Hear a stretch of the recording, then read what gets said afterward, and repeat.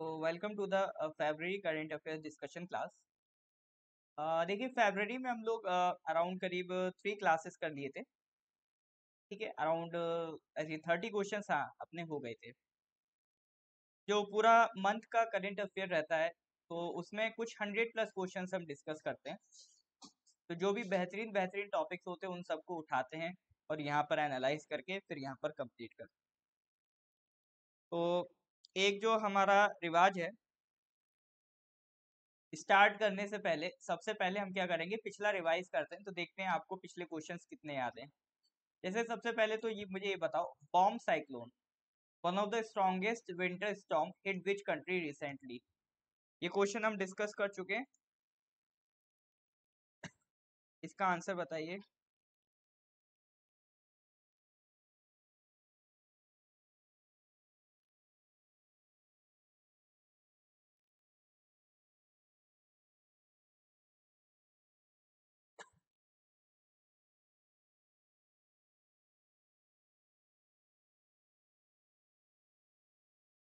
हाँ जी,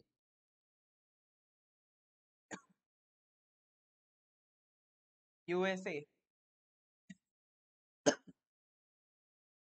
हाँ जी sir, correct answer is आपका यूएसए। तो जो बॉम्ब साइक्लोन है वो आपको कहाँ देखने को मिलेगा, वो आपको यूएसए में देखने को मिलेगा।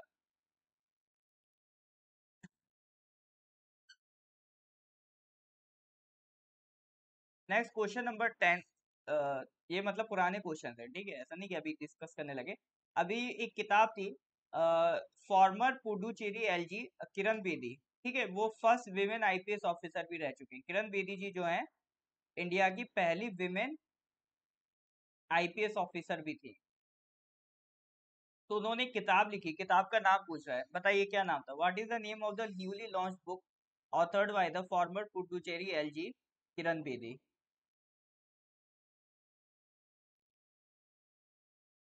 बहुत बढ़िया, correct answer is fearless governance. ठीक है, उनकी किताब का नाम क्या था, फियरलेस गवर्नेंस। कल एक फेस्टिवल डिस्कस किया था, Spituk Gustor festival celebrated in which state UT every year. बताइए, Spituk Gustor festival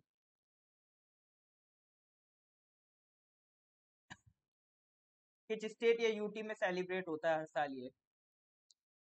it is to celebrate peace and prosperity.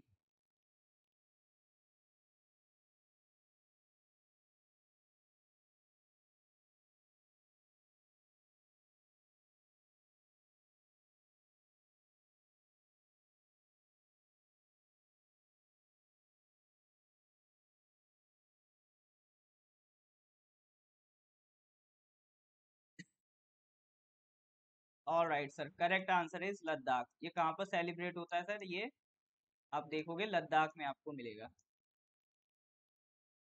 ठीक है जी, लास्ट क्वेश्चन कल डिस्कस किया था। According to the economic survey 2021, which city has replaced Bengaluru as a startup capital of India? बताइए,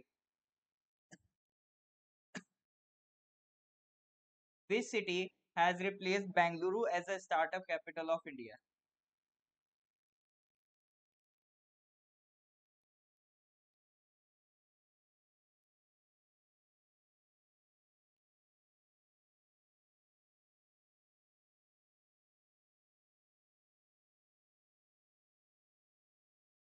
हाँ जी बिल्कुल, दिल्ली। ठीक है, लास्ट कल ही डिस्कस किया था और लास्ट क्लास में कि बेंगलुरु में देखो 4,500 हुए हैं स्टार्टअप, दिल्ली में 5,000। इकोनॉमिक सर्वे 2022 का डेटा है ये। चलिए, तो इसके आगे ये 30 क्वेश्चन हमारे हो गए थे, इसके आगे आज स्टार्ट करते हैं। नेक्स्ट क्वेश्चन नंबर 31 ये रहा। Which state won the Best Tableau Award among the state UTs which participate in the Republic Day Parade 2022? बताइए, which state won the Best Tableau Award? Tableau मतलब जो आपने देखा होगा रिपब्लिक डे पे, ठीक है, झांकी कहते हैं हिंदी में, क्या कहते हैं, झांकियां निकलती है ना रिपब्लिक डे परेड पे। तो हर साल कुछ स्टेट फिक्स कर दिए जाते हैं। सारी स्टेट्स की झांकी हम नहीं निकलवा सकते, तो क्योंकि एक लिमिट होती है ना कि टाइम प्रोग्राम फिक्स होता है, इतने सारे स्टेट है, तो हर साल कुछ कुछ स्टेट्स को हम मौका देते हैं। तो उस जितनी स्टेट्स अपनी झांकियां निकालते हैं, उनमें से एक को हम बेस्ट टैब्लू अवार्ड देते हैं। तो इस बार का किसको दिया गया है? ओके, मेजर और आनीत कह रहे हैं उत्तराखंड, बाकी लोग यूपी। अरे सर, यूपी है तो फिर क्या ही। अब ऐसा नहीं कि हर जगह यूपी को मतलब नजर देना, कि मतलब अगर बेस्ट पूछ रहा है, बढ़िया पूछ रहा है, कुछ बढ़िया पूछ रहा है, तो यूपी हटा दो ऑप्शन से। अब सोचो अब क्या है। अरे हर बार ऐसा नहीं होता है, ठीक है, ठीक है, हर बार ऐसा नहीं होगा। Correct answer is you. तो जो यूपी का टैब्लू है, तो 12 स्टेट्स यूटीज के टैब्लू थे, उनमें से बेस्ट किसका चुना गया? यूपी का चुना गया। देखो, हर टैब्लू की एक थीम होती है, हर साल कुछ ना कुछ ये लोग थीम लेके रखते हैं। तो इस बार की जो यूपी की थीम थी वो थी, एक तो वन डिस्ट्रिक्ट वन प्रोडक्ट, मतलब हर डिस्ट्रिक्ट में कुछ ना कुछ फेमस है। जैसे यूपी में अगर आप आ जाओ तो बनारस की साड़ी है ना, अलीगढ़ में जो ताले होते हैं, आगरा में शूज हैं, कानपुर में लेदर है।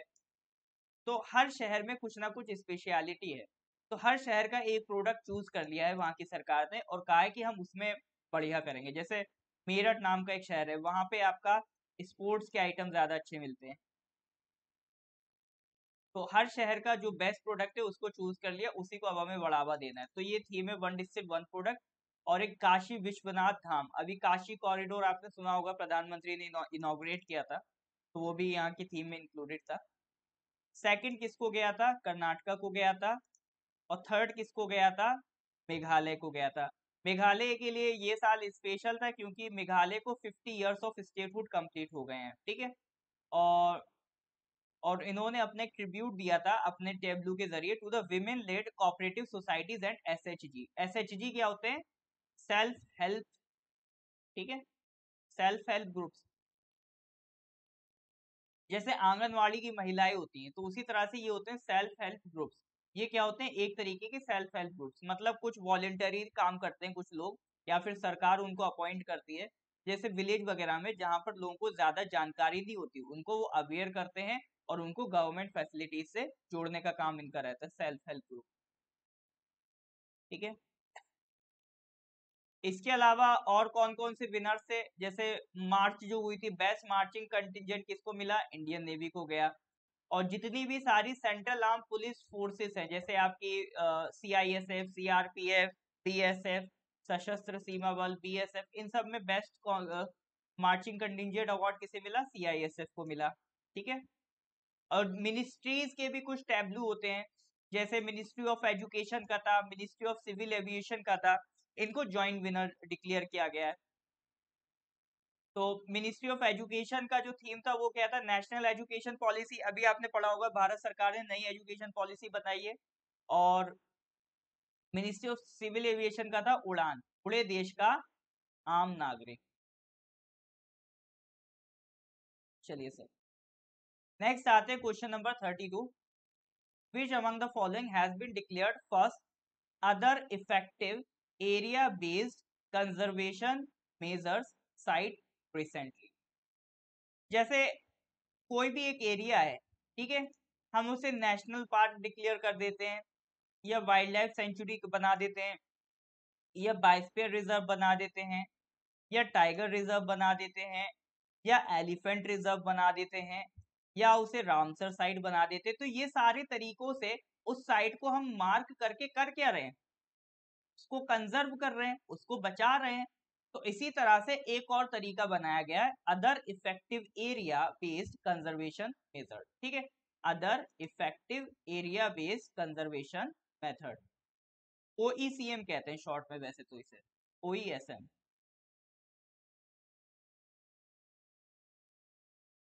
तो अभी पूछ रहा है OESM साइट किसको डिक्लेयर किया गया है?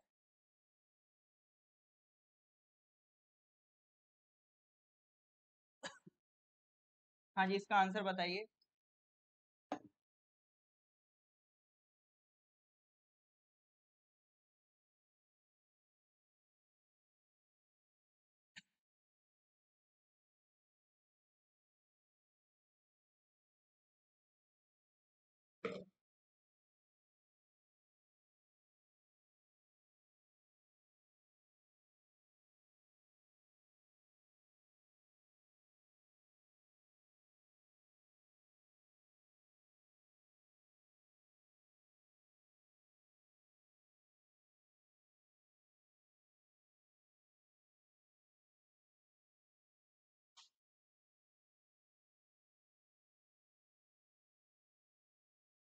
यमुना बायोडाइवर्सिटी। तो तुक्का लगा रहे हैं क्या? हाँ, correct answer is Aravalli biodiversity park.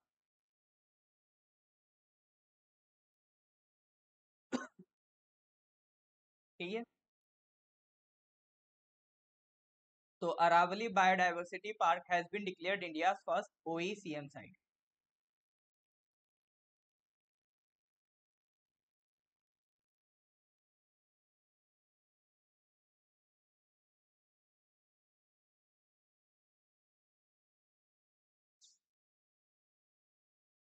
इसको एक बार पढ़ लीजिए।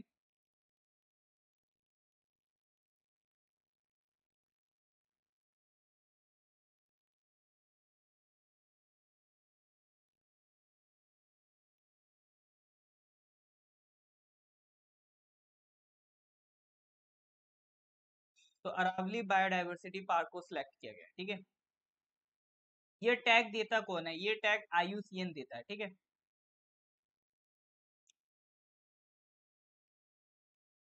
उसके अलावा याद रखिएगा, अभी जैसे जो गुजरात के पास हिजादिया बर्ड सेंचुरी है और यूपी में बखीरा वाइल्ड लाइफ सेंचुरी, अभी इन्हें रामसर साइट में भी ऐड किया गया है, ठीक है। ये वाली न्यूज हम पढ़ चुके हैं पहले, ये डिस्कस कर चुके हैं। नेक्स्ट क्वेश्चन पे आते हैं। Punaura Dham has recently been included in the Ramayana circuit of Swadesh Darshan scheme. देखो, रामायण सर्किट क्या है? एक पूरा एक कई सारी लोकेशंस को कनेक्ट करेंगे और वहां पर एक ट्रेन चल जाएगी, रामायण एक्सप्रेस। वो सारे स्टेशंस को, सारी डेस्टिनेशंस को कवर करते हुए पूरा एक ट्रिप कंप्लीट करवा देगी, ठीक है। तो ये तो रामायण सर्किट हो गया। तो ये किसके तहत हो रहा है? एक भारत सरकार की स्कीम है, स्वदेश दर्शन स्कीम के तहत। तो इस सर्किट में धीरे धीरे हम नई नई साइट्स इंक्लूड करते जा रहे हैं, जैसे अभी इंक्लूड करा पुनौरा धाम। तो वो पूछ रहा है पुनौरा धाम कहाँ से है, तो कहाँ तुक्का जाएगा आप लोगों का, बताइए। पुनौरा धाम।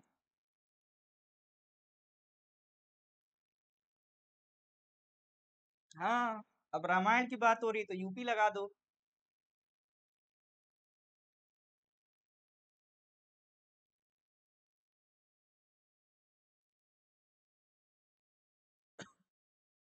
हाँ जी,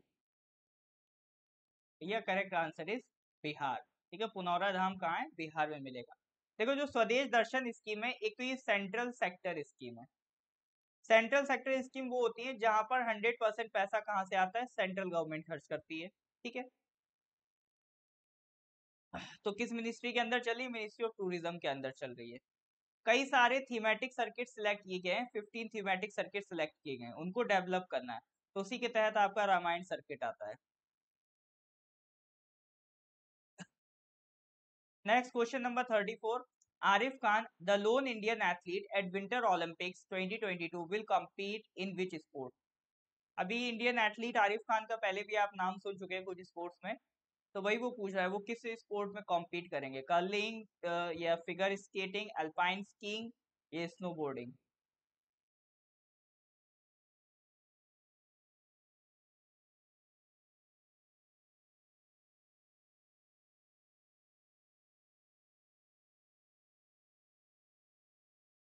हाँ जी सर, बताइए। ये स्पोर्ट का सवाल है, ये मैं एक्सपेक्ट करता हूँ ये बनना चाहिए।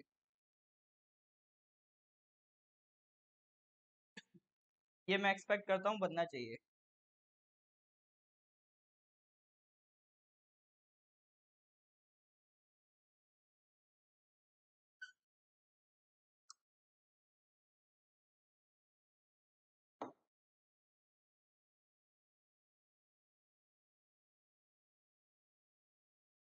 बहुत बढ़िया।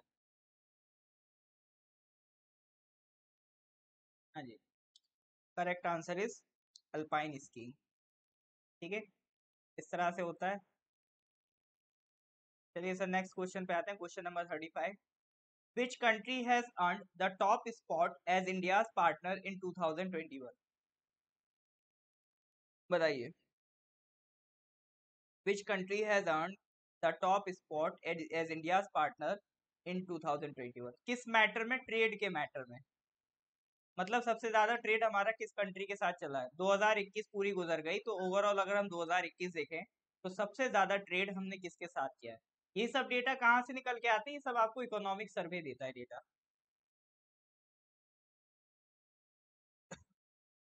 हाँ जी। चाइना के साथ नहीं सर, सबसे ज्यादा ट्रेड हमने यूएसए के साथ किया है, ठीक है। 112.3 बिलियन डॉलर का ट्रेड किया हमने यूएसए के साथ। और यूएसए के बाद सेकंड नंबर पे आता है चाइना। इंडिया और चाइना के बीच 110.4 बिलियन डॉलर, तो मतलब बहुत ज्यादा डिफरेंस नहीं है। 112.3 इधर आप कर रहे हो यूएसए के साथ, और 110.4 ये कर रहे हो आप चाइना के साथ, तो बहुत ज्यादा कोई डिफरेंस आपको देखने को नहीं मिलेगा। और उथल पुथल मतलब थोड़ा बराबर ही रहता है। जैसे 2020 में आप देखोगे तो नंबर वन पे चाइना था, 2019 में देखोगे तो India top trading partner USA था, तो इन दोनों के बीच रहता है।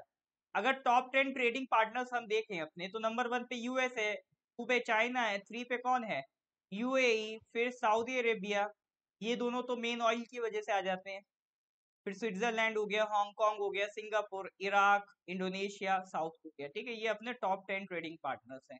इसमें कई बड़े नाम आपको मिसिंग मिलेंगे, जैसे ईरान मिसिंग मिलेगा, रशिया मिसिंग मिलेगा। तो जो हमारे काफी क्लोज कंट्रीज हैं, उनमें दो नाम यहाँ पे मिसिंग मिले, ठीक है। तो कभी अगर टॉप 10 की लिस्ट पूछ ले तो ध्यान रखना ईरान रशिया नहीं है। भी ऐसा लगता है ना कि जो मतलब पड़ोसी हैं, जो मतलब खास है हमारे, अ, उनका तो हो ही सकता है। और यहाँ से आप देखो, जो साउथ ईस्ट एशिया की कंट्रीज है, उनमें से भी कोई नहीं, बांग्लादेश भी नहीं है साउथ ईस्ट एशिया, जैसे ये लाओस, कंबोडिया, वियतनाम, है ना, ये थाईलैंड, ये सब भी नहीं है इसमें। फिर डायरेक्ट आपको ये सिंगापुर देखने को मिलेगा, इंडोनेशिया है, सिंगापुर है, ये कंट्रीज मिल जाएंगे, मलेशिया भी नहीं है। तो इस तरह से थोड़ा एक एनालिसिस रखिए तो आइडिया अच्छा रहता है हमें। चलिए सर, नेक्स्ट क्वेश्चन नंबर 36। एक किताब है, किताब का नाम है the comrades and mullahs, China, Afghanistan and the new Asian geopolitics. ये किसने लिखी है? एक्चुअली में अभी आपको पता है कि अभी हुआ क्या है, अफगानिस्तान में तालिबान का रूल वापस आ गया है। लेकिन चाइना क्या कर रहा है सर, चाइना उसको सपोर्ट कर रहा है। तो कॉमरेड किसको कह रहे हैं, वो कॉमरेड्स कह रहे हैं चाइना को, मुल्लाज किसे कह रहे हैं, मुल्लाज कह रहे हैं वो तालिबान को। तो कहने का मतलब है चाइना और तालिबान, चाइना और अफगानिस्तान, इनका नया अपनी जुगलबंदी चल रही है। तो जो एशिया की जियो पॉलिटिक्स में कुछ चेंजेस देखने को मिलेंगे, तो वो क्या है, उनसे कैसे डील किया जाएगा, क्या उनके बारे में डिटेल्स है, तो इसके रिलेटेड एक किताब लिखी गई है। उसमें एक ऑथर का नाम तो दिया उसने स्टैनली जॉन, दूसरे का नाम पूछ रहा है।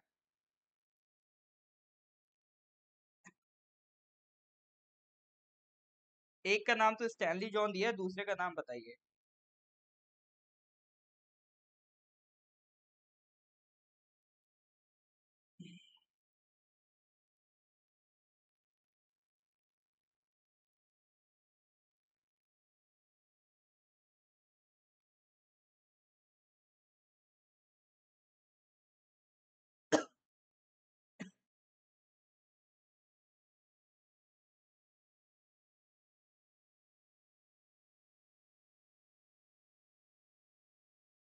हाँ जी।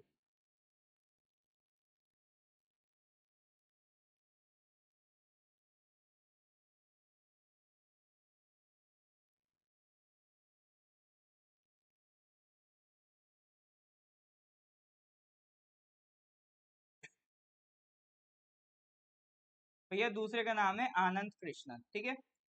आनंद कृष्णन और स्टैनली जॉन ने मिलकर किताब लिखी है। तो अभी रिसेंटली अमेरिका ने विड्रॉ कर लिया अफगानिस्तान से, तो उसके बाद अब चाइना अपनी इमर्जिंग पावर दिखाना चाहता है, चाइना एज ए की प्लेयर इमर्ज होना चाहता है अफगानिस्तान में। तो उसको रिलेटेड बातें ये किताब करती है। तो चाइना की अफगान पॉलिसी क्या है, और उसके तालिबान के साथ कैसे रिलेशंस होने वाले हैं, उससे भी डील करती है।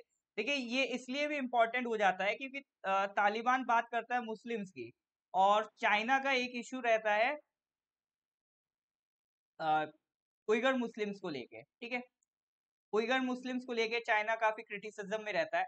तो अब इसको तालिबान कैसे डील करता है, तो ये सारी चीजें देखने लायक होंगी, तो इसी के रिलेटेड किताब लिखी गई है।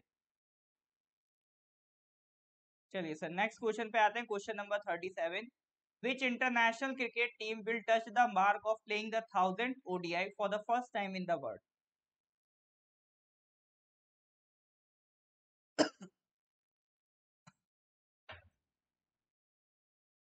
Which international cricket team will touch the mark of playing the 1000 ODI for the first time in the world?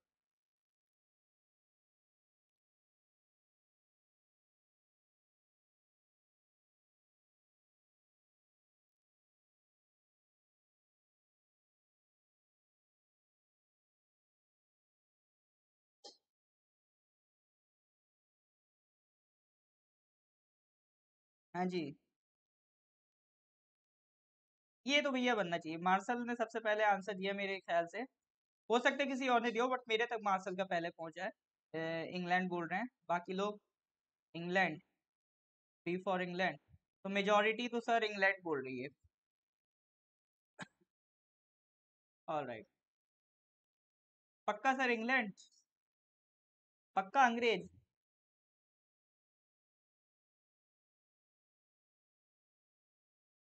पक्का अंग्रेज? ओहो, मतलब इंग्लैंड तुक्का लग गया, ऑस्ट्रेलिया लग गया, पाकिस्तान तक लग गया, इंडिया के बारे में कोई नहीं सोच रहा है। इंडिया नहीं हो सकता है क्या? ये करेक्ट आंसर इज इंडिया। ओहो सर, बहुमत फिर गलत हो गई एक बार और।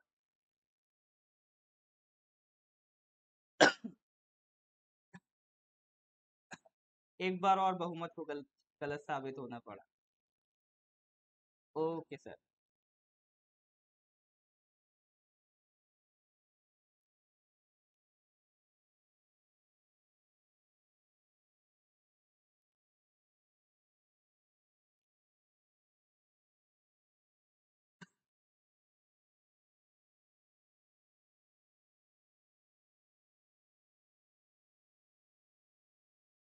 All right sir. तो फिर चलो कोई नहीं। अब गलती मत करना, एक फिर से क्रिकेट का सवाल है। India won the under 19 cricket world cup 2022। ठीक है, अंडर 19 क्रिकेट वर्ल्ड कप 2022 जीता हमने। तो कितनी बार अभी तक हम जीत चुके हैं? ये कौन सी बार जीता है ये?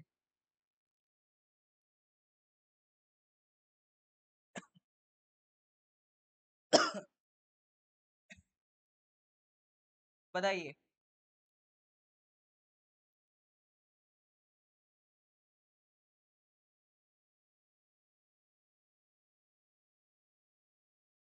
तो थर्ड आ रहा है, फोर्थ आ रहा है, फिफ्थ नहीं लग रहा है किसी को?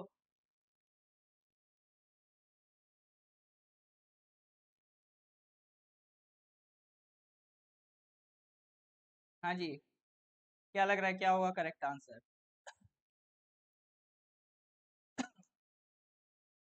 हाँ जी, करेक्ट आंसर क्या है? फिफ्थ। ठीक है, तो अब इसमें भी कंजूसी है, मतलब थर्ड लगाएंगे, फोर्थ लगाएंगे, भाई थोड़ा और बढ़ जाओ। फिफ्थ पांचवी बार जीता भैया, तो मतलब स्लाइड भी बुरा मान गई। पांचवी बार जीता है।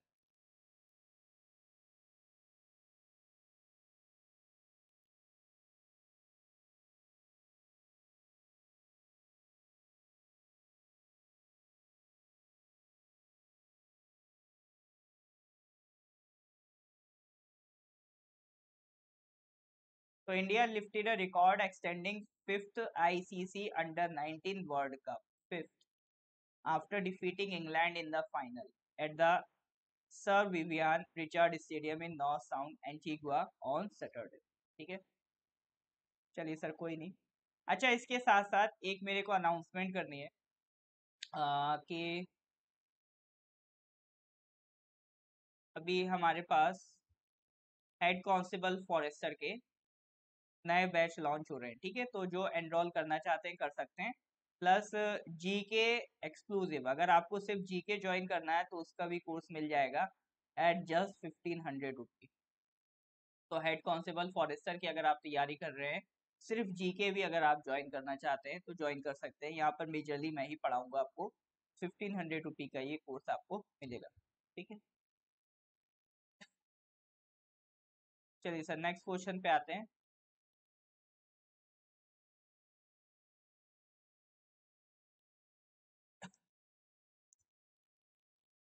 Question number 39, which railway zone recently flagged off the 1000 trip of Kisan rail.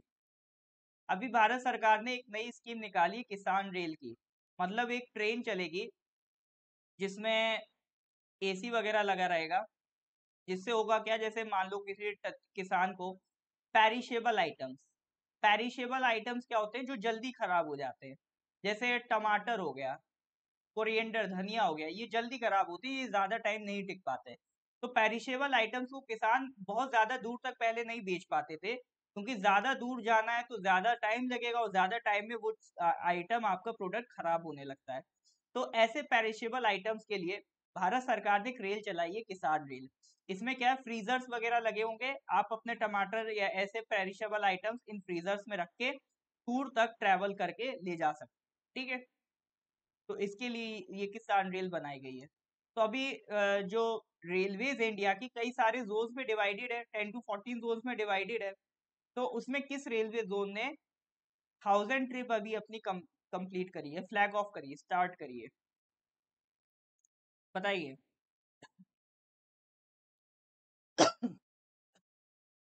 Which railway zone recently flagged off the 1000 trip of Kisan rail.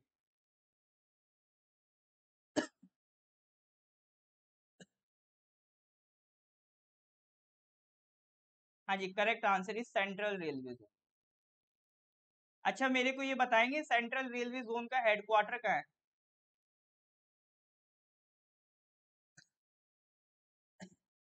ये कोई बताएगा, सेंट्रल रेलवे जोन का हेडक्वार्टर?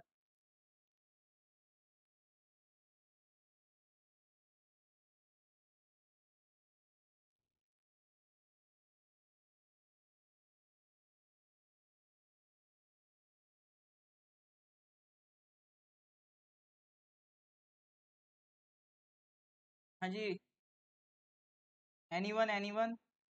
अरे भाई, न्यू दिल्ली कहाँ से हो गया सेंट्रल? सेंट्रल न्यू दिल्ली नहीं होगा। मुंबई। ठीक है, मुंबई है।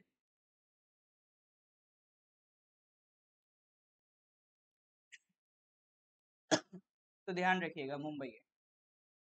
तो अभी अगस्त 2020 में पहली किसान रेल बनाई गई, जो एग्रीकल्चर और फार्मर्स के लिए डेडिकेटेड थी। तो इसने क्या करा, फार्मर्स को कनेक्ट करना शुरू करा और मार्केट्स को कनेक्ट करा अक्रॉस द कंट्री। ये हम लोग पहली बात कर चुके हैं। जो कंट्री की सप्लाई चेन है उसको मॉडर्नाइज कर रहे हैं, ठीक है, मेन चीज तो ये। तो बजट 2020 जो था उसमें एग्रीकल्चर को मॉडर्नाइज करने के लिए कई सारी अनाउंसमेंट की गई थी, और उसी में आपका किसान रेल सर्विस और ऋषि उड़ान स्कीम आई थी। मतलब रेल से तो लेके जाएंगे एग्रीकल्चर के आइटम्स, उड़ा के भी ले जाएंगे, मतलब एरोप्लेन का भी यूज करेंगे। तो मिनिस्ट्री ऑफ सिविल एविएशन के भी साथ इस बारे में बात की गई है। चलिए, तो नेक्स्ट क्वेश्चन पे आते हैं, question number 40। Bokaro Gola Ormanjhi expressway will be the first expressway of which state, बताइए।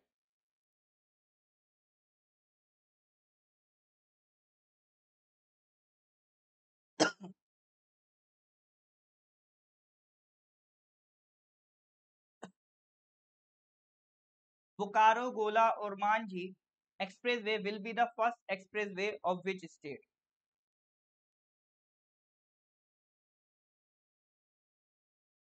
उड़ीसा, छत्तीसगढ़, झारखंड, मध्य प्रदेश। सॉलिसिटर्स कह रहे हैं उड़ीसा, बाकी लोग के पाक्तर कह रहे हैं उड़ीसा, मेजर का आंसर झारखंड। अरे भाई, बाकी लोग कहाँ है?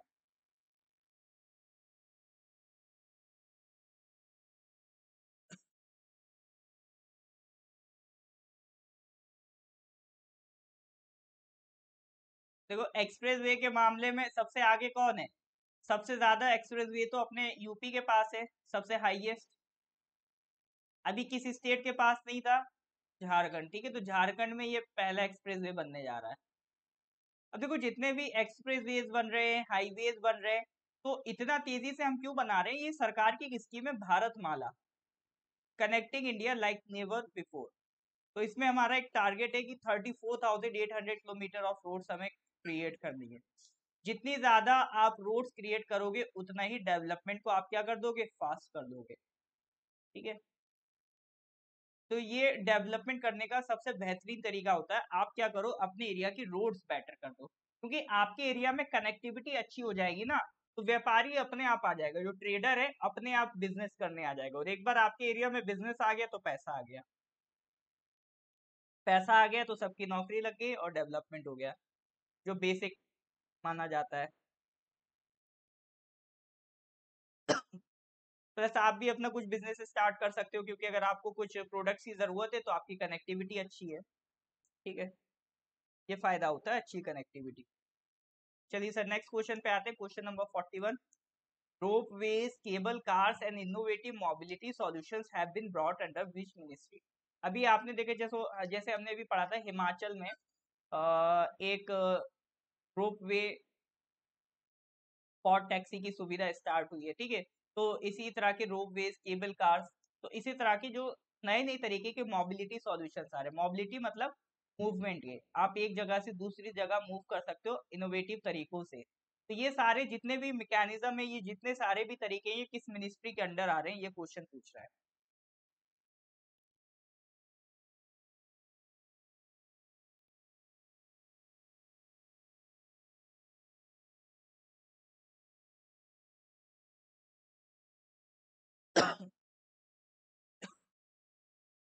हाँ जी, मिनिस्ट्री का नाम बताइए जल्दी से।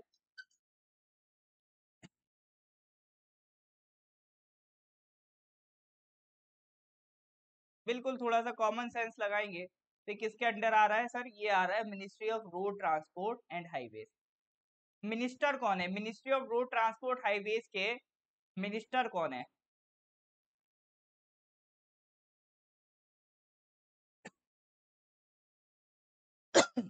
हाँ जी, अब ये भी देखो, इनके फ्रंट पेज है, ये वेबसाइट की इनकी फोटो है, भारत माला, ये प्रोजेक्ट है ministry of road transport and highways का। तो अपने हाईवे मिनिस्टर कौन है? बहुत बढ़िया, अपना हाईवे मिनिस्टर है नितिन गडकरी। ठीक है,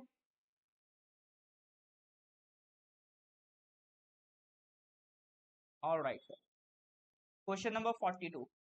the first heliport in Assam has come up in which district. अभी आसाम में हेलीपोर्ट बना है, पहला हेलीपोर्ट किस डिस्ट्रिक्ट में बना है? गोलपारा, गुवाहाटी, मजूली या धुबरी, बताइए।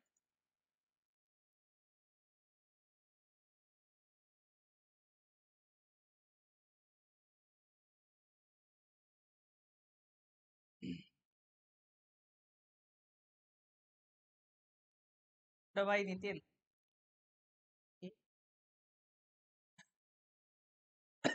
ये तो अपने पड़ोसियों का सवाल है, पड़ोसियों की तो खबर होनी चाहिए। तो आसाम का जो पहला हेलीपोर्ट है, ये और भी लोग कमेंट करें, अभी मेरे पास सिर्फ मेजर का कमेंट आया है, बाकी लोग का है। ऑल राइट सर, यही को कह रहे हैं मजूली, साजन कह रहे हैं जी, मतलब गोलपारा ही कह रहे होंगे, सी फॉर मजूली।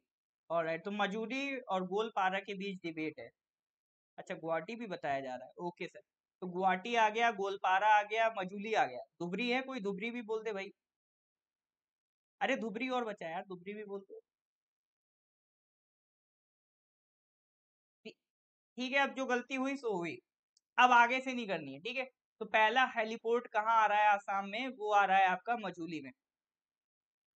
मजूली तो सुना होगा ना, रिवराइन आइलैंड, इंडिया का सबसे लार्जेस्ट बिगेस्ट रिवराइन आइलैंड है। रिवराइन आइलैंड क्या होता है? आइलैंड क्या होता है? जो चारों तरफ से पानी से घिरा हो। वैसे आइलैंड आपको ओशियन में देखने को मिलते हैं, लेकिन अगर किसी रिवर में, है ना, जैसे गंगा है, ब्रह्मपुत्र है, ब्रह्मपुत्र में वैसे भी बहुत ज्यादा सेडिमेंट है, तो इसके सेडिमेंट इतने ज्यादा है कि सेडिमेंट इकट्ठा होते होते नदी में ही एक आइलैंड क्रिएट हो गया। ठीक है, तो उस आइलैंड का नाम क्या है? मजूली आइलैंड।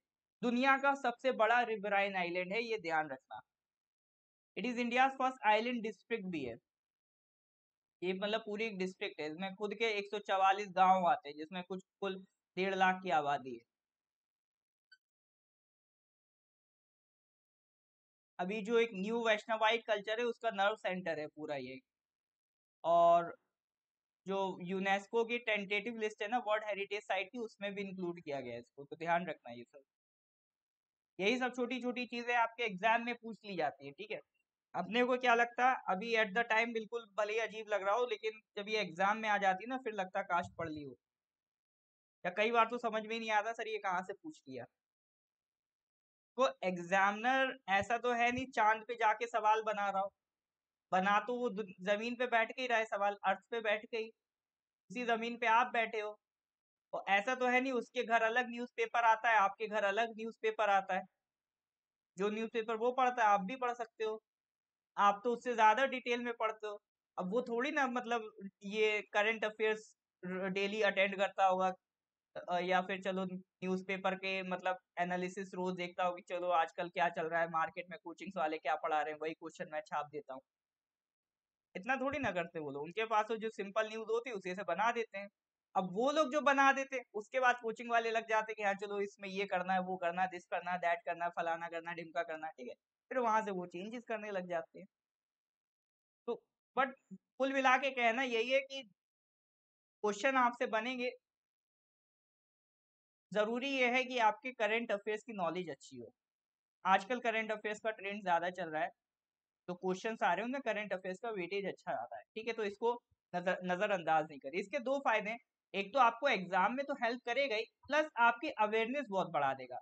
तो जो लोग रेगुलर शुरू से अगर करंट अफेयर्स क्लास कर रहे हैं या उन्होंने एक लंबे अरसे से करंट अफेयर्स क्लास करी है, तो वो खुद फील कर सकते हैं, बताने की भी जरूरत नहीं, खुद फील कर सकते हैं इस चीज को कि उनके अंदर कितने चेंजेस आए होंगे, क्योंकि नॉलेज बढ़ी है आपकी, ठीक है। आपने नई चीजें जानी है, जब आप जितना नई चीजें समझते हो ना सीखते हो, तो आपका जो थिंकिंग की जो ब्रॉडनेस है वो भी बढ़ जाती है, ठीक है। आपका दिमाग और ज्यादा खुल जाता है और ज्यादा वाइड डायरेक्शन में काम करता है। तो नॉलेज आपको सिर्फ एग्जाम नहीं क्लियर करवाती है, आपकी सोच भी बेहतर करवाती है। ऑलराइट सर, नेक्स्ट क्वेश्चन पे आते हैं, question number 43। Drug controller general of India DCGI granted emergency use permission to single dose of which Covid vaccine. अभी तो देखो जितनी कोविड वैक्सीन चल रही हैं वो डबल डोज की हैं, लेकिन एक सिंगल डोज कोविड वैक्सीन को भी परमिशन मिल गई। अब तो कई सारी वैक्सीन हो गई, कितनों का नाम याद रखोगे। तो अभी एक नई वैक्सीन आई है, उसको अभी जस्ट हमने क्या दिया, अप्रूवल दिया। आपको क्या लगाओ बस तुम।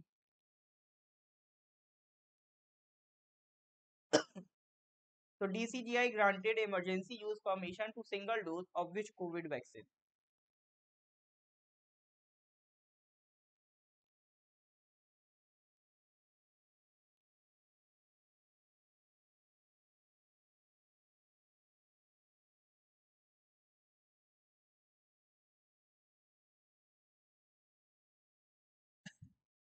Corona vaccine, it's Sputnik light, it's Sputnik light. देखिए इंडिया में एक ऑर्गेनाइजेशन है जिसे कहते हैं CDSCO। जो भी अप्रूवल वगैरह देना होता है ना, कोई भी नई दवा आती, कोई भी नया ड्रग होता है, जब वो लॉन्च होता है उसे भारत सरकार की तरफ से जो अप्रूव करने का काम होता है वो किसका होता है सर, CDSCO। CDSCO बोले तो central drug standard control organisation, ठीक है, central drugs standard control organisation. अब हर एक ऑर्गेनाइजेशन का हेड होता है, ठीक है, हर एक ऑर्गेनाइजेशन का हेड होता है। तो इसके हेड को कहते हैं, ऑर्गेनाइजेशन का नाम क्या है, CDSCO, central drug standard control organisation. But इसका जो हेड है, इसके हेड को कहते हैं DCGI, ठीक है। तो DCGI कोई ऑफिस नहीं है, DCGI is a position, is a person. तो इस CDSCO का जो हेड होगा वो कौन होता है, DCGI। DCGI बोले तो drug controller general of India, ठीक है। तो इनका काम क्या होता है, अप्रूवल देना, रेगुलेट करना, regulatory control over the import of drugs, approval of new drugs and clinical trials, ठीक है। तो ये सारे इनके काम होते हैं। तो ऑर्गेनाइजेशंस इतनी हमें आइडिया होना चाहिए कौन सी ऑर्गेनाइजेशन क्या काम कर रही है, कभी एग्जाम में कभी DCGI पूछ ले, है ना, CDSCO पूछ ले, तो पता होना चाहिए ये किस मिनिस्ट्री के अंडर आता है, तो ministry of health and family welfare, PCTI।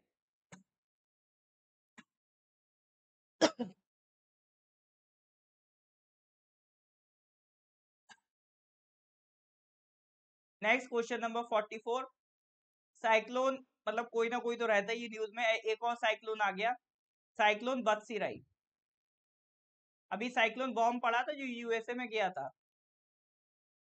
Cyclone Batsirai hit which island nation recently है, अभी रिसेंट की न्यूज है, बताइए।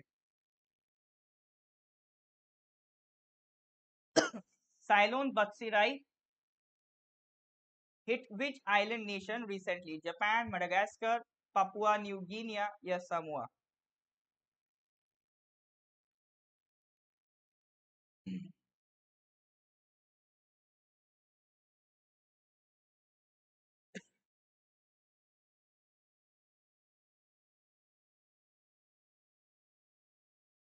जापान आ रहा है, मेडागास्कर आ रहा है। All right, correct answer is Madagascar. ठीक है, मेडागास्कर की लोकेशन याद रखना, ये अफ्रीका वाला पोर्शन है, इंडियन ओशियन। ये मतलब ये इधर इंडिया है, इधर अफ्रीका है, तो अफ्रीका के इधर आपको ये मेडागास्कर मिलेगा। ठीक है, मेडागास्कर आइलैंड है। तो इंडियन ओशियन का सबसे बड़ा आइलैंड भी कह सकते हो आप। ये सॉरी, ये इधर आप आ जाओ, ये अरेबियन सी के नीचे है। ठीक है, फिर इधर आपको मॉरिशियस मिलेगा, ये रियूनियन आइलैंड है, रियूनियन भी बहुत फेमस है, ये फ्रांस का है। ठीक है, रियूनियन किसका है? फ्रांस का है। और भी कुछ है, जैसे ये इधर कंट्री मिलेगी, मोजाम्बिक, कोमोरोस, मायोट, सब पड़ोसी हैं। ठीक है, सब आसपास के एरिया हैं। कोई भी लोकेशन पढ़ो तो आसपास के पड़ोसी भी देख लो, थोड़ा सा कनेक्टिविटी बनाने में ये मदद करता है। चलिए सर, लास्ट क्वेश्चन आज का, question number 45। Recently launch Indradhanush 4.0 is aimed benefit which section of people, children, pregnant women, B या एल्डरली? बताइए।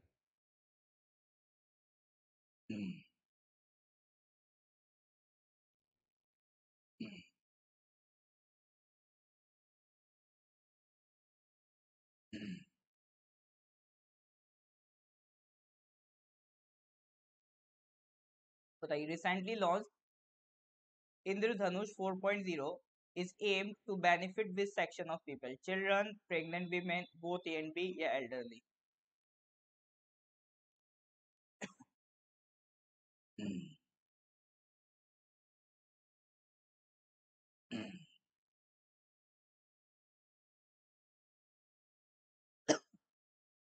हाँ जी सर, बताइए।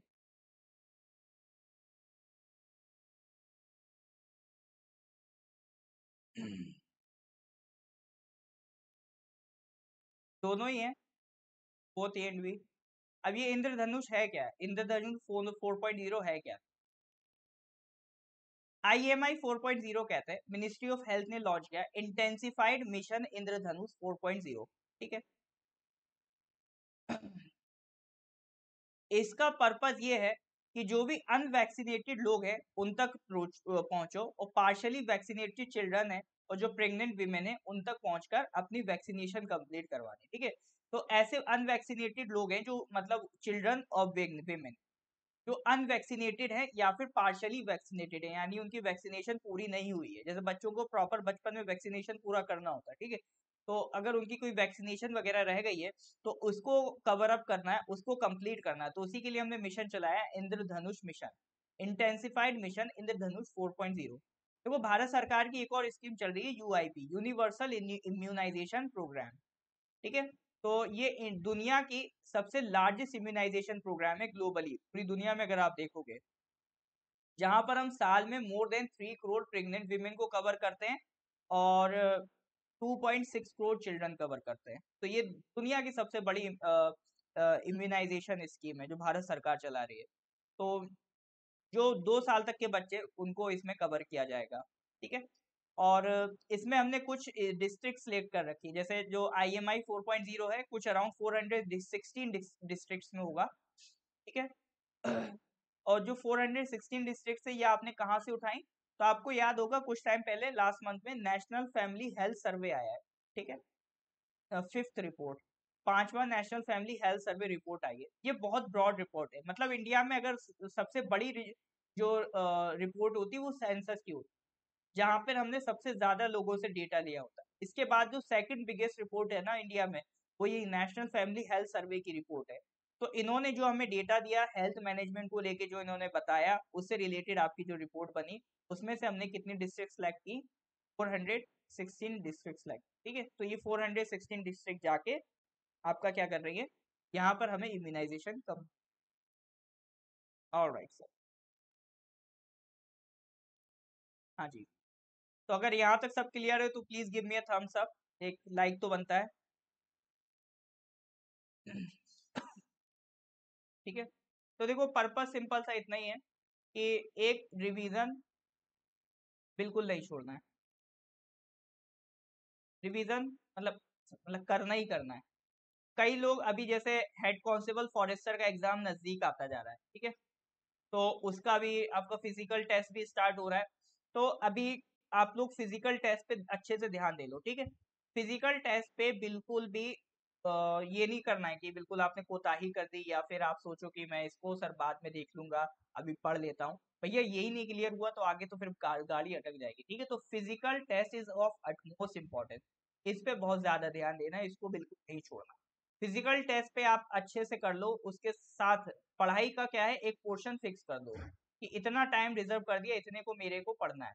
सुबह का टाइम अपना मॉर्निंग में आप जल्दी उठो, ठीक है, क्लास करके सो जाओ, और मॉर्निंग में जल्दी उठ के सबसे पहले दौड़ लगा ली, ठीक है, एक्सरसाइज कर ली, उसके बाद आगे फिर से क्लासेस स्टार्ट कर, ठीक है।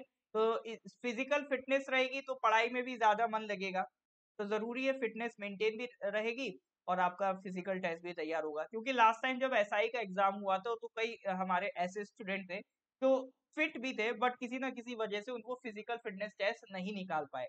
ऐसे ऐसा रियरली हमारे स्टूडेंट के साथ हुआ, बट फिर भी कुछ ऐसे केसेस आए हैं, ठीक है। तो मैं डिमोटिवेट नहीं करना चाह रहा हूँ, बट हाँ लेकिन मैं बताना चाह रहा हूँ कि अभी इस पे फोकस रखिए। 2020 का बिल्कुल मत पढ़िए, ठीक है।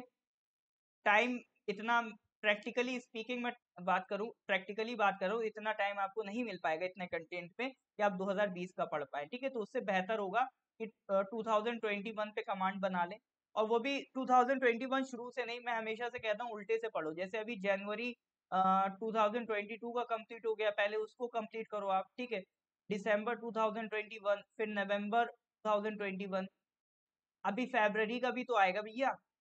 तो कुल मिला के मिनिमम 6 मंथ्स का करंट अफेयर्स करके जाओ आप, मिनिमम 6 मंथ्स का, और मैक्सिमम 1 ईयर का। अब इससे ज्यादा पुराने पूछे तो पूछने दो, क्योंकि एक आध क्वेश्चन जो पुराने पूछ लेते हैं उसके चक्कर में ये नहीं कि वो सब पुराना पढ़ने बैठ जाएंगे, फिर स्टैटिक क्वेश्चन कैसे पढ़ोगे आप, जो जनरल क्वेश्चन पूछते हैं वो कैसे पढ़ोगे, ठीक है। तो वो भी पढ़ना जरूरी है। चलिए, तो अपनी सेहत का ध्यान रखिए, ठीक है, और मेहनत करते रहिए। देखिए मेहनत का नतीजा जरूर निकलता है, consistency is the key, consistency रखिए। अप्स एंड डाउन्स लगे रहेंगे, कभी ऐसा लगेगा बहुत मोटिवेटेड फील है, कभी लगेगा कि हम दुनिया के सबसे बेकार इंसान हैं।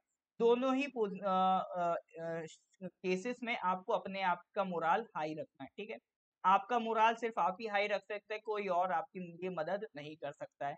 मोटिवेशन नहीं ढूंढना है कि लाओ इधर मोटिवेशन देख लें उधर मोटिवेशन देखते हैं, मोटिवेशन आपका आप खुद है, ठीक है।